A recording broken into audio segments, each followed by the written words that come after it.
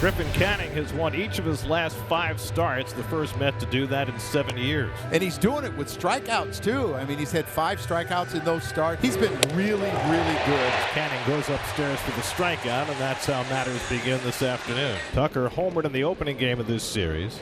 Tucker chases a changeup, and Canning's got back-to-back strikeouts to start his day. Here's Seiya Suzuki, who busted out of a slump last night for the Cubs. And he struck him out. Good changeup by Canning, who strikes on the side in the opening inning. It's great to see Matthew Boyd pitching and healthy. He hasn't made more than 15 starts in a year since 2019.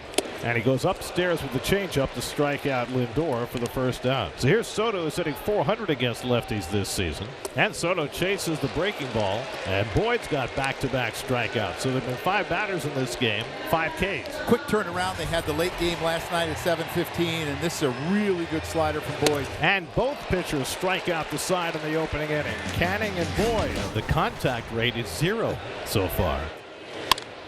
First fair ball of the game. There's a fly ball out to left. Brandon Nimmo battling the sun and stays with it to make the grab. Nothing easy about that. And Canning's got his 4th strikeout through the first 5 batters.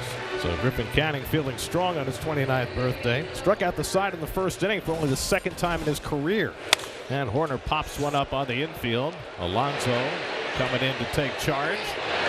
Basket catch in foul territory. 6 up and 6 down for Griffin Canning. And that one hits Marte, who has been hit more than his share this year. It's the 6th time he's been hit. He becomes the first base runner in this game. Torrens did most of the catching when Francisco Alvarez missed a surprisingly good job of producing at the plate. Torrens stocks one out to left center. Back in the gap goes Suzuki near the wall. Torrens still can't make the catch.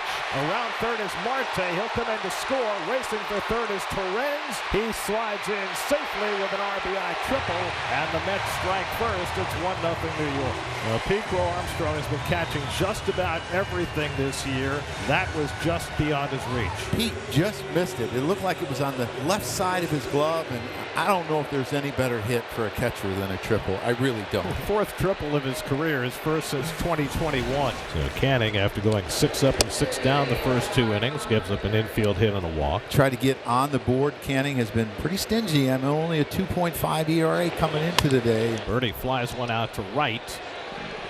See if Swanson's able to move, and Soto makes the catch. Swanson will stay put at second, and that's the first out. And a good back foot changeup there by Griffin Canning for his 5th strikeout of the day. 2 down. Yeah, he's done a really good job of expanding the zone when he's ahead. And as a hitter, you're not expecting a changeup inside. You're looking at maybe a 2-seamer at your front hip or a slider. Tucker grounds one down to Alonso. Canning gets over to cover, and Canning able to work through trouble in the 3rd. Mets 1, Cubs nothing. As Seiya Suzuki leads off in the 4th, 2-2. Number, and Canning, a former Gold Glover, makes a beautiful highlight grab and gets the out at first. The little glove toss, that's a lot of confidence in your glove toss. But I guess if you have gold on your mantle, you can do that. At least you have a golden glove, you might as well use it. Line the other way, but right at Soto, and that retires the side. So Canning works a 1-2-3-4th. 4 scoreless innings for Griffin Canning. Alonso struck out his first time up, one of 4 strikeouts for Matthew Boyd through the first 3 innings. As that curveball is on the outside corner, and he strikes out Alonso. Line the other way by Nimmo, coming on Suzuki, but he'll have to play it on the hop. And Brandon Nimmo's got an opposite field single. The Mets' 3rd hit against Matthew Boyd. Marte was hit on the foot by a pitch his first time, and he pulls one through the hole for a base hit. So back-to-back 2-out hits for Nimmo, and Marte put 2 on with 2 out. 2nd time through the lineup. First time all year he has been dominating. 2nd time just so-so. 3rd time not very good. So this is important for him to get through this lineup. And he gets one in the ear along the left field line. Suzuki battling the sun and the wind, going toward the corner. He makes the catch. Nicely done by Suzuki. Caught that ball in fair territory. 2 hits and 2 left for the Mets in the 4th. Horner leads off in the 5th inning for Chicago. Horner dribbles one out in front of the plate, and Torrens pounces on it. That's the first out in the 5th.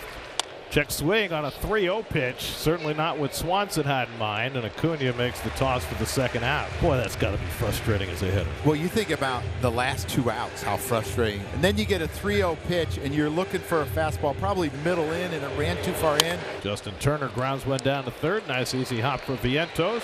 And that retires the side. 9 in a row retired by Griffin Canning. We're halfway through on Sunday. 1-0 New York. As Luis Angel Acuna leads off in the bottom of the 5th. Hooked into left field. A base hit for Acuna. Was able to stay back just enough on that changeup. And he's got himself a base hit to start the bottom of the 5th. Going after that pop up the pickoff move, and he got him at first base. Well, we've been talking about that pickoff move for Matthew Boyd, and he gets the rookie Luis Angel Acuna for the second out. That's his 3rd pickoff of the year, the 19th of his career. Yeah, he took one step towards second base, and that was just enough to get him. And Lindor goes down on the curveball, and that's how the 5th inning comes to an end. 6 strikeouts now for Matthew Boyd. Well, we've talked about PCA, his chase, second highest in all of baseball, the most aggressive hitter in all of baseball, but he continues to put up good numbers. Crow Armstrong deep to right, and that's going to tie up the game. Pete Crow Armstrong in Flushing puts a dent in the team that traded him away. His 10th home run of the year to tie up this game at 1. And that one he left in the zone, and the one thing about PCA is his damage in the zone is incredible. His contact in the zone is really good, and he gets a fastball that gets too much of the plate. And Tucker fouls one off to Renz, who took that one sharply in a bad spot. The bad part about being a catcher, it's great that you're always involved, but sometimes you don't want to be involved. Yeah, you hope he's all right here. It's Brian Baca, the assistant athletic trainer with Terrence, who really has not moved. I mean, he wants to tough it out. You know, it's hard for him to even walk right now. And so Francisco Alvarez will come in to replace Terrence. And Suzuki, it's another ground ball. Vientos handles it. Side retired. Pete Crow Armstrong ties the game with a home run. It's 1-1 in the 6th inning at Citi Field. Well, Matthew Boyd now with 8 strikeouts, a season high. Mark Vientos tries his hand and he launches one to deep left field. Suzuki back near the wall. It's out of here. Last night it was Brett Beatty hitting 2 home runs and driving in 5. Tonight it's his good friend Mark Vientos laying down his marker. His 5th of the year gives the Mets a 2-1 lead. This ball doesn't get in enough, and he probably wants it up a little more. Mark, who's been much better since the first 14 games, puts the Mets up 2-1. Reed Garrett on the pitch for the Mets as we go to the 7th. Pitched in 17 games, only been scored upon 1 time. And a ground ball hit slowly. Acuna comes in. His only play is to first. So the tying run in scoring position with 1 out. And now Horner lashes one into left field, and that's going to tie up the game. Around third comes Bush. He'll come in to score. Horner heads to second. He's in standing with an RBI double. And the Cubs have come back to tie it again. It's 2-2 in the 7th. Nico Horner, being one of the toughest hitters to strike out in baseball, uses the whole field. Doesn't necessarily hit the ball extremely hard, but he finds a way to put the ball in play. That's exactly what he does here. And he reaches for it and flicks it out to center. In comes Taylor, and he's there to retire the side. Horner's double ties the game. It's the Mets 2 and the Cubs 2. Well, you talk about the late game heroics. He has 8 home runs, and he's hit some big ones late. Lindor smacks one to deep right field. Tucker back on the warning track at the wall. It's out of here. Francisco Lindor puts the Mets back in front with his 9th home run of the year. 3-2 New York. More late game magic from the Mets' unofficial captain. And Alonso drills one to left field. Suzuki won't get this one. Cuts it off on the warning track. Alonso heads to second, and he stands with a 1-out double. His league-leading 15th double of the year. Now Vientos bangs one to the center for a base hit. Alonso being waved home. It's bobbled by Crow Armstrong, and Alonso scores standing up, and the Mets have an insurance run. It's 4-2. Vientos, who hit the home run that gave the Mets the lead in the 6th, now provides some insurance in the 8th. Nimmo's been on base twice. 1-2 to Nimmo.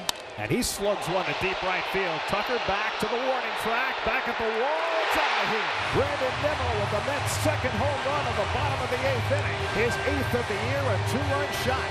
And now the Mets have scored 4 times in the bottom of the 8th and lead the Cubs 6-2.